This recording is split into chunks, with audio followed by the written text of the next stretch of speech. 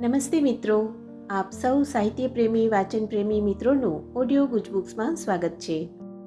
અત્યારે આપણે વાંચી રહ્યા છીએ વર્ષના પ્રત્યેક દિવસ માટે એક એમ 365 સુંદર સંદેશાઓ સાથેનું આ અદ્ભુત પુસ્તક ઉઘડતા દ્વાર અંતરના. જુલાઈ 9. જીવનની સાથે લય મેળવવા માટે તમારે સ્થિર નીરવ થવાની કલા શીખવાની છે.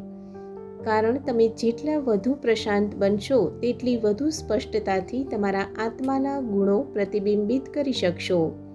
તમે જે સ્થિતિમાં હો તેને માટે તમારા વાતાવરણને, તમારી પરિસ્થિતિને કે તમારા સંજોગોને દોષ દેવાનું કેટલું સહેલું છે.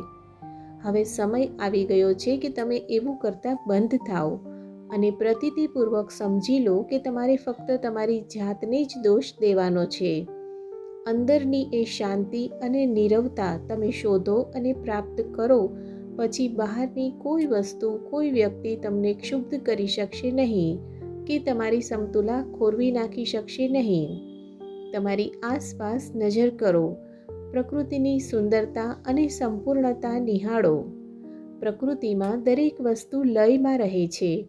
મારા વિશ્વમાં સંપૂર્ણપણે નિયમ અને વ્યવસ્થા છે. કશું જ બેસુરું કે બેતાલ નથી. દરેક બાબત માટે ચોક્કસ સમય હોય છે, ચોક્કસ કારણ હોય છે. બધા એ જોઈ શકે છે, એમાં ભાગ લઈ શકે છે.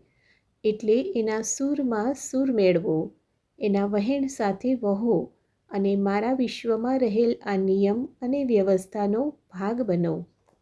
આપનો આજનો દિવસ શુભ રહે.